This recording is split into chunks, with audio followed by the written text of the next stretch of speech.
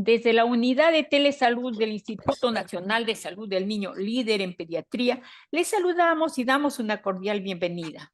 El día de hoy es un gusto presentar al doctor Pablo Mendoza Novoa, cardiólogo, electrofisiólogo, especialista en arritmias, con experiencia ganada en el Perú y otros países. Él es el fundador de la primera unidad de arritmias en el MINSA. Actualmente, para bien de nuestros niños y adolescentes, labora en el Servicio de Cardiología del Instituto Nacional de Salud del Niño. Él tratará el tema, indicaciones de ablación en pediatría. Queda con ustedes el doctor Mendoza. Puede empezar, doctor. Muchísimas gracias, licenciada Melba, por la gentil presentación. Tengo la opción de compartir pantalla en este momento. Aquí estamos. Sí, Perfecto, sí, muy bien. sí, todo bien. Vam- Ya. Vamos a empezar con esta charla, que va a ser una conversación que espero que sea una transmisión de información que les sea de utilidad a todas las personas que están conectadas en este momento. Y quería enfocarlo sobre las indicaciones actuales para saber en qué pacientes de nuestra población pediátrica está bien indicada los procedimientos que hacemos de ablación cardíaca para el tratamiento de arritmias. Entonces vamos a desarrollar una muy breve agenda. Prefiero que las charlas sean cortas, concisas, para que saquemos el mayor provecho al respecto. Y vamos a revisar de dónde sale la información de las ablaciones cardíacas, de los registros internacionales, evidentemente, qué documentos de consenso tenemos actualmente en la comunidad científica, qué tecnología estamos utilizando y cuál es la experiencia nacional. Definitivamente los registros son la base de la información que tenemos para dar seguridad a los procedimientos de ablación cardíaca. Y estos registros se vienen realizando desde la década del 90. Son sobre todo registros americanos, pero también existen algunos registros europeos y son por demás interesantes porque nos demuestran con el tiempo cómo ha ido evolucionando los procedimientos de ablación cardíaca. Las ablaciones cardíacas son procedimientos invasivos con los que intentamos dar tratamiento definitivo o curativo para las arritmias cardíacas. Entonces, estos procedimientos, como son invasivos, en algunas partes del mundo se considera como un procedimiento agresivo o peligroso. Pero la verdad es que los registros, incluso desde la década del 90, nos hablan de la buena performance de estos procedimientos con una alta tasa de éxito desde el principio, pero sí con una alta tasa de tiempo, de procedimiento que ha mejorado con el tiempo. Y esto es probablemente lo fundamental. Como ven a la derecha, acá se ven los registros que han sido eh, cronológicamente ordenados desde la década del 90 hasta la época más actual. Y estos registros nos muestran que no ha habido un cambio significativo para el éxito del procedimiento porque desde el principio ya era un procedimiento exitoso. Sin embargo, igual ha aumentado el éxito de estos procedimientos del 90 al 96%. Quiere decir que son procedimientos altamente efectivos con bajísima tasa de complicaciones, menos del 3% desde el principio. Ahora hay menos tasa de complicaciones, pero lo que más llama la atención en el análisis de cómo ha ido este proceso creciendo con el tiempo es en la disminución del tiempo de procedimiento y, más importante todavía, en la menor cantidad de tiempo de fluoroscopía que aplicamos a nuestros niños.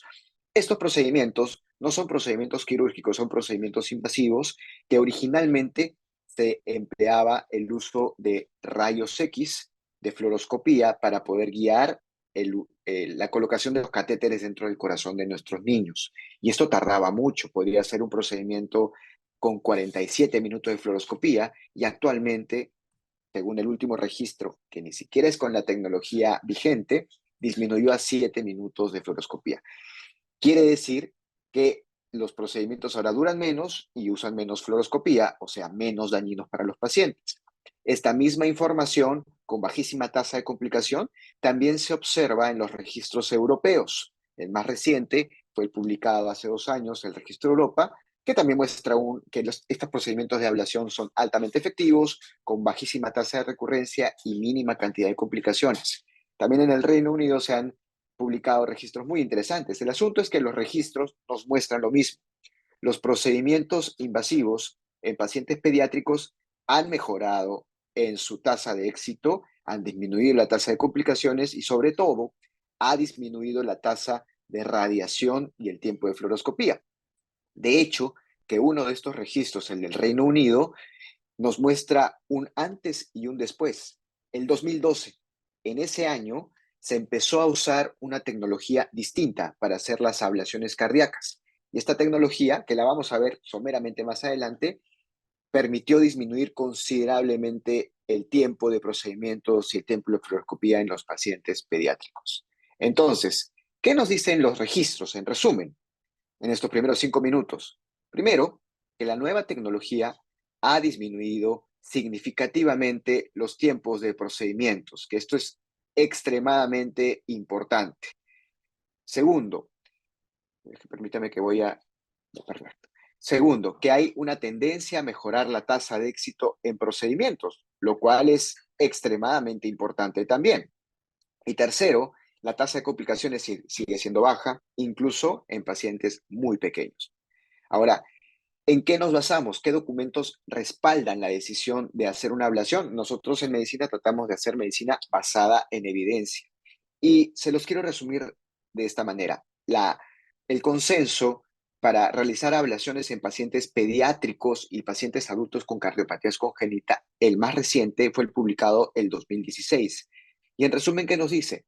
Que la indicación de hacer ablaciones es una indicación de clase 1, incluso con pacientes con taquicardias documentadas, en los que tenemos un electrocardiograma que nos dice que el paciente tiene taquicardia, y clásicamente lo que sabíamos, ¿no? Que son la indicación de hacer una ablación es en pacientes en los que no podemos controlar la taquicardia con medicinas o que la taquicardia está documentada con el tratamiento con pastillas o con fármacos presenta eventos adversos no tolerables o que tienen repercusión hemodinámica o que requieren cardioversión eléctrica.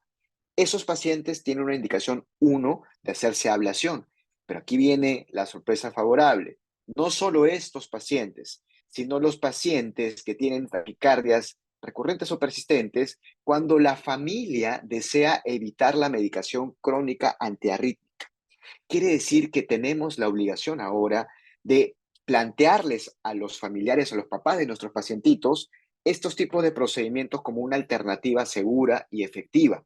No esperar necesariamente que falle el tratamiento o que el medicamento no les haga efecto o les haga daño para poder plantear este procedimiento. Los papitos de nuestros pacientes tienen todo el derecho a saber que tienen una opción invasiva, claro, que necesita una información adecuada, un centro que tenga la experticia para hacer estos procedimientos, que es bastante segura, no solamente en los registros extranjeros, sino también en los nuestros, como lo vamos a ver a continuación.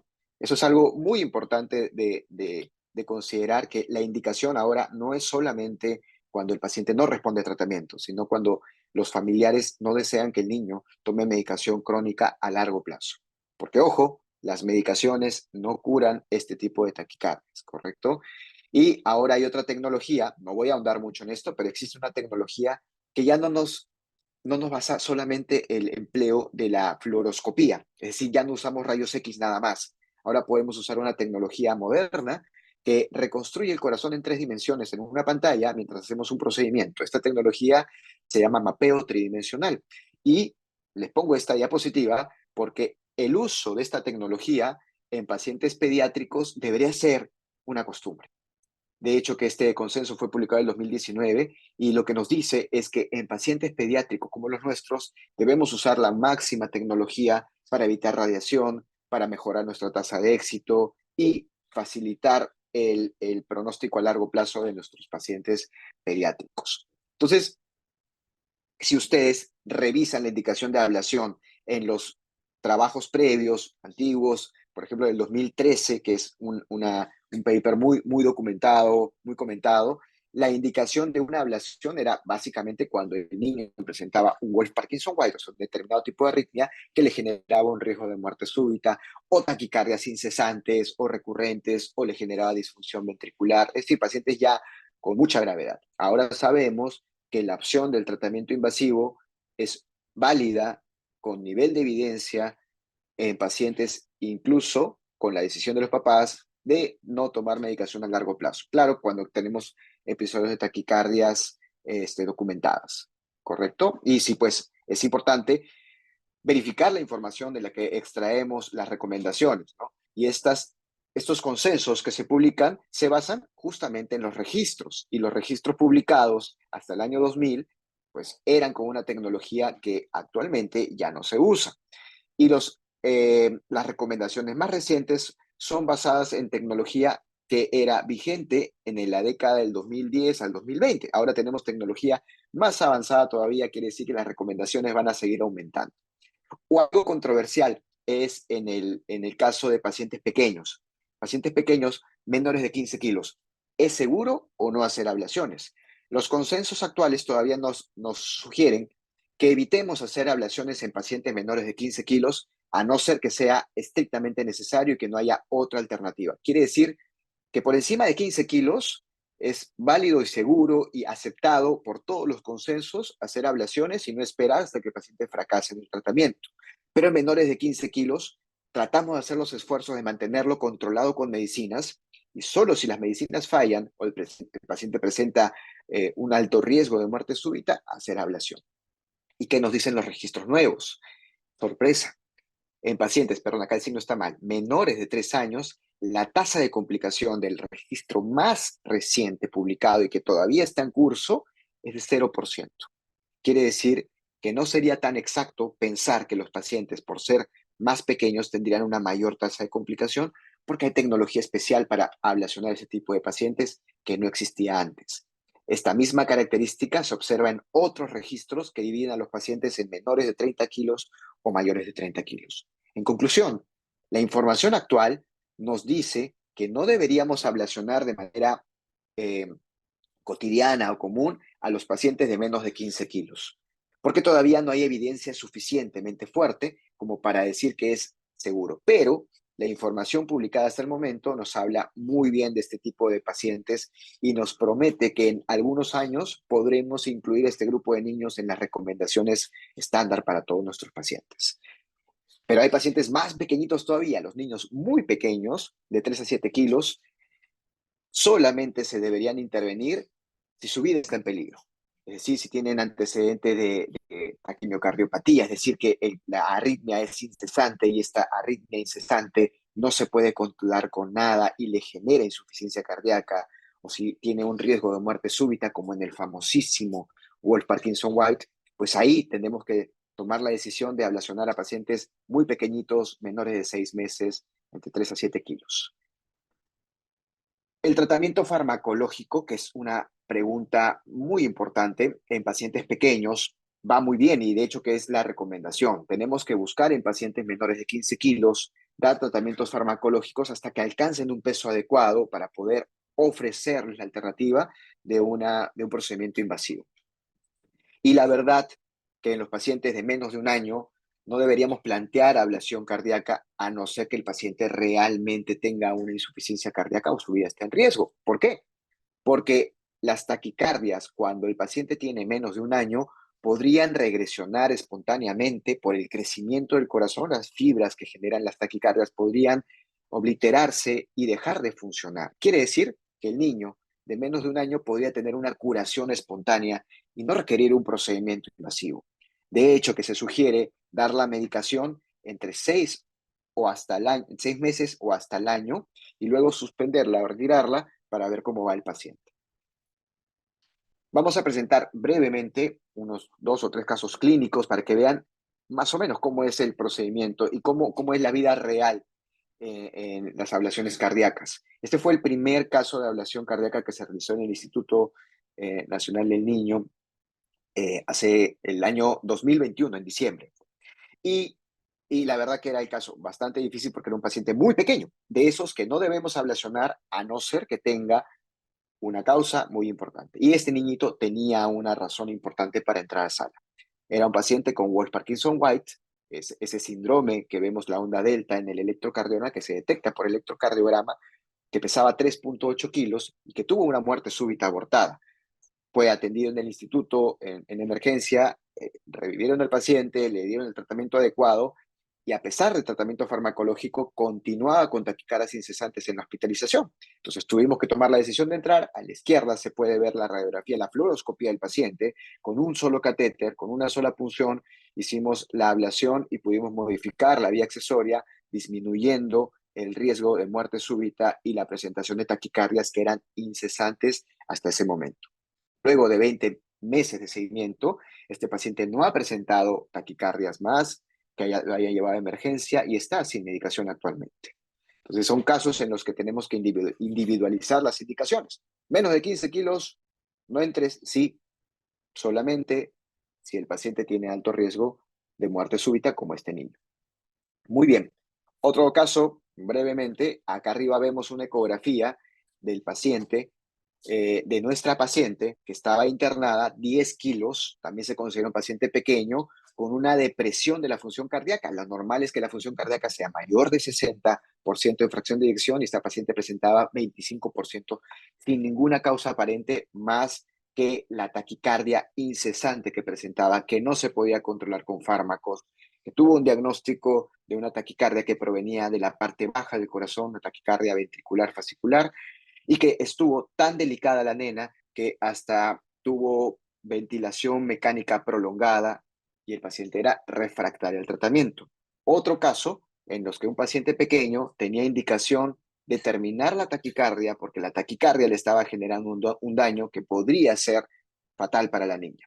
En esta niña utilizamos la máxima tecnología que tenemos disponible, una mapeo tridimensional en el que ya se puede ver la diferencia cuando ven el cuadro de la izquierda con el de la derecha, ¿no? Nosotros vemos a la derecha, vemos el mapeo tridimensional. Quiere decir que esta tecnología nos permite reconstruir las cavidades del corazón de la nena. Acá no hay tomografía, esto es lo que hacemos con el catéter. Nosotros paseamos el catéter por el interior del corazón de la nena y podemos dibujar el contorno del corazón y las señales eléctricas. Entonces se hace un mapa electroanatómico.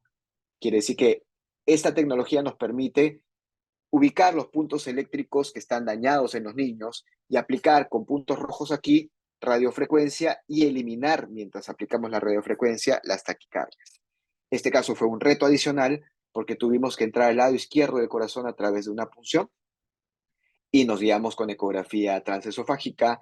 La paciente salió con éxito del procedimiento, sin ninguna complicación, sin recurrencia de la taquicardia. La función cardíaca mejoró, la paciente pudo extubarse, pudo salir de alta. Sí le hicieron una traqueostomía por una intubación prolongada, pero la niña está feliz, está tranquila, sin medicinas, revirtió la taquicardia y esto gracias a que contábamos con la mayor tecnología en el momento para hacer estos procedimientos que son técnicamente difíciles, pero tremendamente satisfactorios y que mejor ejemplo de una indicación en pacientes de este grupo que son pequeños, ¿no?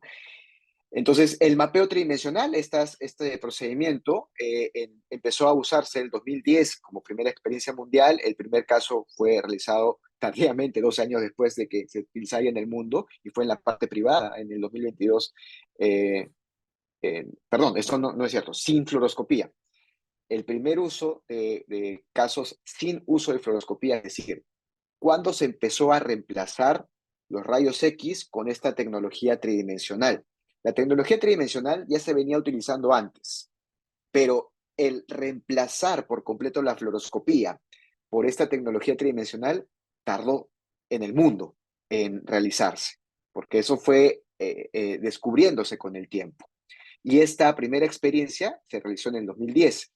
La primera vez que no utilizamos rayos X en el Perú fue el 2022, fue en la parte privada, en la clínica Delgado, y aquí, en el 2023, en el Instituto del Niño.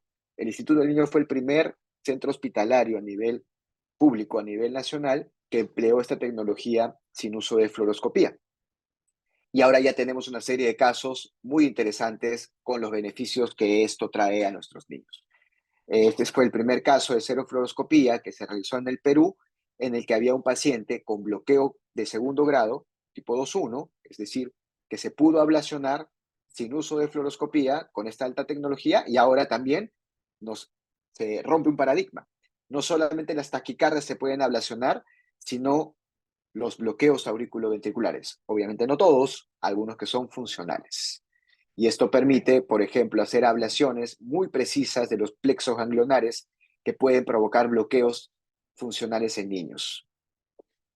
Entonces, las ablaciones serofluoroscopía son la novedad en las ablaciones en pediatría. Es el objetivo que tenemos en mente en el mundo para pacientes pediátricos. ¿Por qué? Porque la fluoroscopía es dañina. Antes se usaba 47 minutos de fluoroscopía en un procedimiento, ahora podemos usar 0. Y eso significa menor riesgo para nuestro paciente pediátrico, menor riesgo para los operadores, mayor capacidad de hacer más procedimientos en un día, porque ya no usamos el equipo plomado para hacer los procedimientos. Esta tecnología ya está disponible en el Perú. Les quiero presentar básicamente el primer registro de ablaciones serofluoroscopía en pacientes pediátricos, que está próximo a publicarse. Y esto ya lo fue presentado en la Sociedad Peruana de Cardiología por el doctor Ángel Cueva.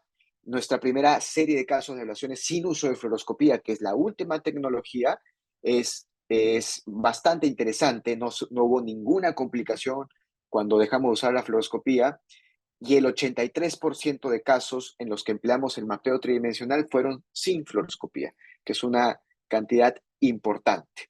Ahora, muy bonita la presentación de ablaciones en el mundo, los registros, okay. Pero ¿qué pasa en el Perú? En el Perú podemos tener esos resultados maravillosos, y la verdad es que sí, ¿no? Entonces, el primer reporte lo hizo el doctor Segarra, el actual presidente de la Sociedad Peruana de Cardiología, y fue en el año 2002, y habían reportado 92%, pero es cierto que en ese momento pues no había un registro exclusivamente pediátrico, ¿no? Fue un registro en general y que se incluía pacientes, algunos pacientes pediátricos, no sabemos exactamente cuántos en el reporte.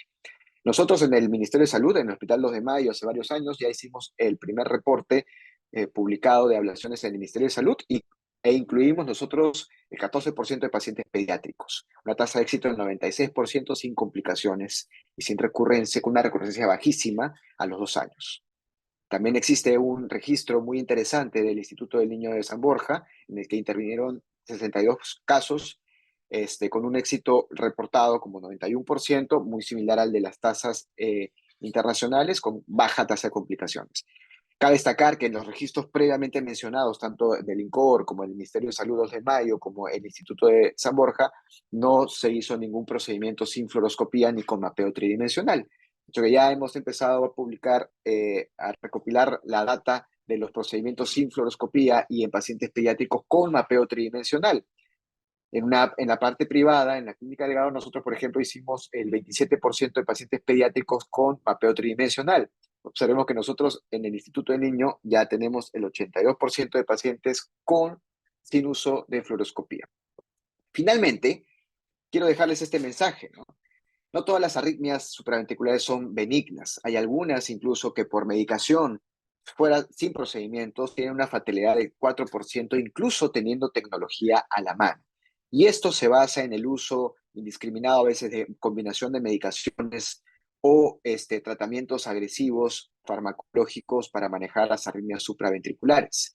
Y qué duda cabe que la calidad de vida después de una ablación mejora tremendamente. Existen varios estudios que hablan de la calidad de vida post-ablación. Este es, por ejemplo, uno de ellos con un seguimiento a 4 años, en los que la calidad de vida, no solamente de los papás, sino del niño, mejora tremendamente. Y eso es algo que tenemos que tomar en cuenta cuando optamos por un tratamiento invasivo, porque no solamente mejoramos el ingreso de los pacientes a emergencia, sino mejoramos la calidad de vida porque nuestros pacientes y la familia ya no van a estar tensos y angustiados por no saber en qué momento tiene la taquicardia del niño.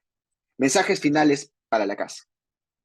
Las ablaciones en edad pediátrica tienen indicaciones claras en pacientes con taquicardias documentadas. Eso es importantísimo.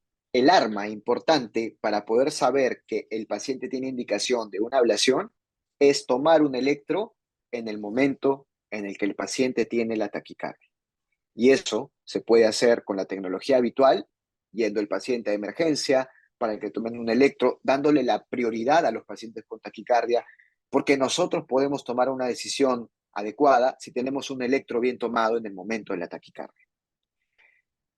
Claro que los registros han demostrado que la tecnología actual ha disminuido considerablemente los tiempos de fluoroscopía, o sea, la radiación de los pacientes y los tiempos operatorios, pero también han mejorado, aunque, como les expliqué, la tasa de éxito ya era alta desde el principio y ahora es mucho más alta.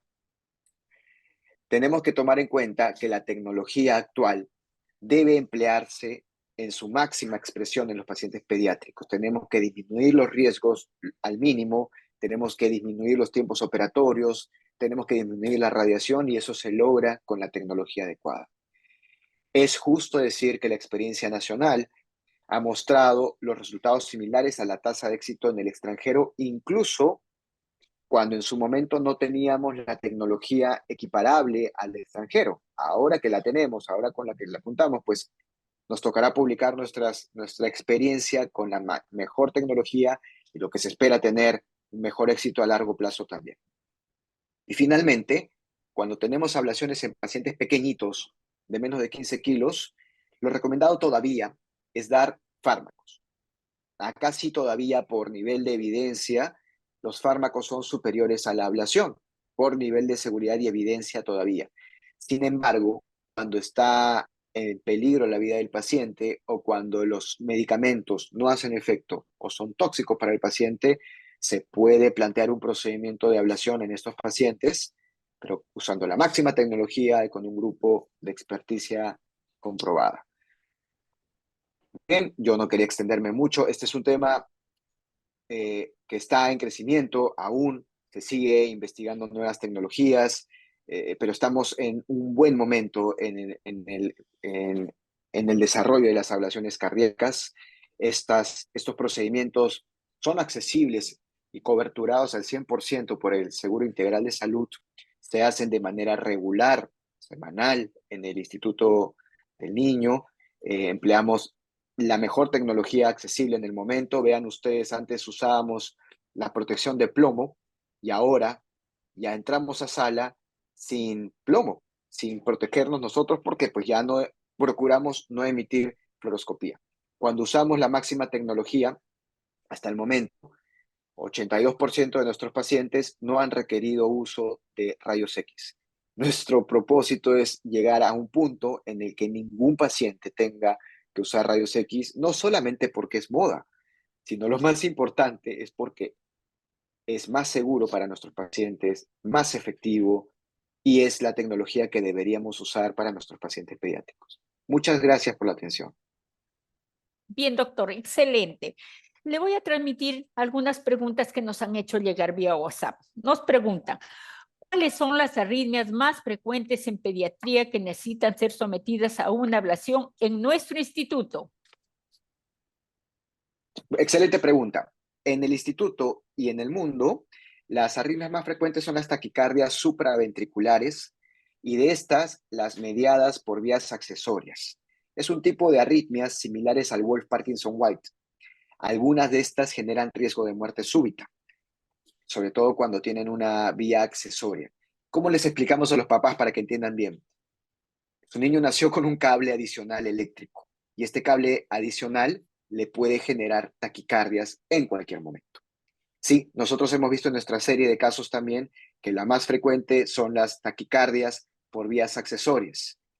Y ojo que tenemos especial énfasis en este grupo de pacientes, porque de este grupo, algunos pacientes podrían tener riesgo de muerte súbita y son nuestra prioridad de manejo.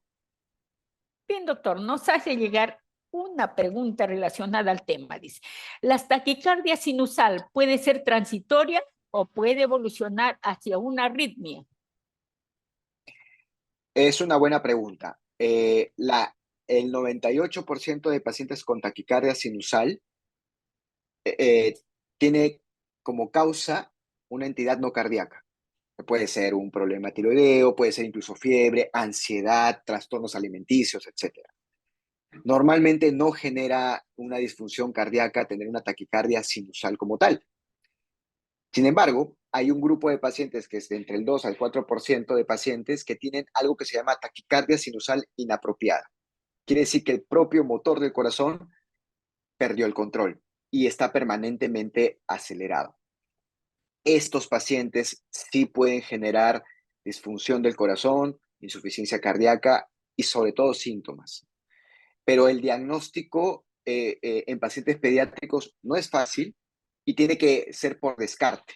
O sea, tenemos que descartar cualquier otra causa de taquicardia sinusal. Quedémonos con la idea de que las taquicardias sinusales son benignas, se pueden manejar siempre sin antiarrítmicos, siempre y cuando el problema sea extracardíaco, que es la mayor parte de veces. Las taquicardias sinusales inapropiadas, que son una entidad aparte, no deberían diagnosticarse en emergencia, porque hay que hacer muchísimos estudios endocrinológicos, de hematología, incluso psicológicos, para ver si el paciente no tiene el corazón acelerado, porque el cerebro está emitiendo neurotransmisores que aceleran el corazón y el problema no tiene nada que ver con el sistema eléctrico del corazón.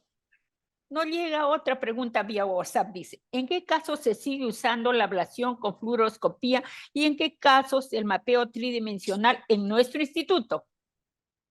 Excelente pregunta también.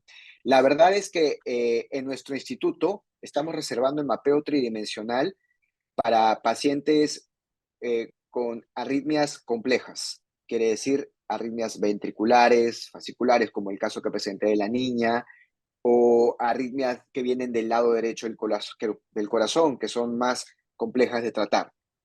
Y sin embargo, la tendencia mundial es a emplear esta tecnología para todos los pacientes, ya no solamente las arritmias que son menos complejas. Actualmente, por el tema de disponibilidad de equipos, de insumos y la cantidad de pacientes que tenemos, estamos reservando el mapeo tridimensional para pacientes que tienen arritmias complejas, sobre todo del lado derecho del corazón, o arritmias auriculares o pacientes postoperados del corazón. Muy bien, doctor. Ha despertado el interés de su público. Nos llega una pregunta vía chat. ¿Cómo podemos saber que un niño tiene arritmia? Perfecto. Documentándolo. Cuando el niño tiene unas palpitaciones o se queja o lo notan raro, hay que tomar un electrocardiograma en el momento en el que el niño tiene la queja. Es muy común que los niños tienen taquicardias, pero por motivos ajenos a él, los papás no los pueden llevar a tiempo a un hospital para que le tomen un electrocardiograma en el momento justo. Y eso también hay que tener una reflexión para nosotros. Como personales de salud, tenemos que priorizar la toma del electrocardiograma apenas el paciente esté estable, hemodinámicamente estable. La gran mayoría de arritmias van con estabilidad de paciente. Es decir, deberíamos documentar el electro mientras vamos haciendo lo que tenemos que hacer, administrativo, completar órdenes de laboratorio, etc. El electro va primero en taquicardias. Ahora, algo interesante, cuando no se puede tomar el electrocardiograma, ya existe tecnología doméstica. Entonces existen relojes, por ejemplo, modernos, que se pueden vincular con los celulares, que pueden documentar electrocardiogramas. O también existen dispositivos hospitalarios, como los Holters, de 24 horas, 48 horas, una semana, 2 semanas, que se pueden colocar en los pacientes para tratar de documentar la arritmia cuando son periodos muy cortitos. Pero aquí, diagnóstico de arritmia se tiene que hacer con un trazado de electrocardiograma o algo similar. Bien, doctor. Entonces, ¿cuál sería la recomendación principal? Como aquí nos escucha todo el país de diferentes niveles, ¿cuál sería recalcar la recomendación principal a los médicos en general antes de transferir una taquicardia o posible arritmia a cardiología? Muy buena pregunta también y muy buena cuestión. Tener documentado la taquicardia en el método que hayan podido hacerlo. Puede ser en un holter, puede ser en un electrocardiograma, puede ser en un dispositivo de reloj, siempre y cuando esté bien identificado. Nosotros lo vemos y le damos las alternativas. Claro que sí, siempre y cuando tengamos la taquicardia documentada, ahí podremos hacer el planteamiento del tratamiento más adecuado. Muy bien, doctor. Vía chat nos llega otra pregunta. Si un paciente tuvo diagnóstico de soplo cardíaco, pero le indicaron que debe esperar cuando crezca, desaparezca, ¿qué edad tiene que pasar? Controle el niño para descartar persistencia del soplo. Me voy a escapar de esa pregunta porque no veo No yo es la el parte campo. estructural, Ok, no es el ya. campo mío, Sí, veo la parte eléctrica básicamente. le transmito lo que escribe. Bien, Sí, no doctor. se preocupe. Sí, y siempre. Bien, doctor. Excelente presentación. Muchísimas gracias por su participación en las telecapacitaciones de telesalud de nuestro instituto. Excelente presentación en bien del personal de salud y por ende de los niños del país. ¿Alguna recomendación especial que quería contar a todos los presentes, doctor? Sí, que recordemos que estas taquicardias, las arritmias, pueden pasar desapercibidas si el niño dejó de tener la molestia cuando los vemos. Tengamos mucha empatía y mucha paciencia con los papás y con los niños, porque puede ser que el niño haya tenido la taquicardia y nosotros no hemos podido documentarlo. Recomendemos a los pacientes que ingresan por emergencia con estas molestias a regresar cuando tengan las molestias. Fidelicemos a estos pacientes para tratar de darle solución a su problema. Y solamente consideremos la opción de enviarlos al psiquiatra o al psicólogo, que es una opción muy válida, cuando realmente tengamos un documento en electrocardiograma en el momento que tiene la molestia el niño y veamos que el ritmo está normal y que no hay ninguna taquicardia. Por favor, no asumamos que el niño está sano, porque a veces las arritmias y las taquicardias son paroxísticas, aparecen y desaparecen espontáneamente y depende de nosotros buscarlas de manera adecuada. Bien, doctor.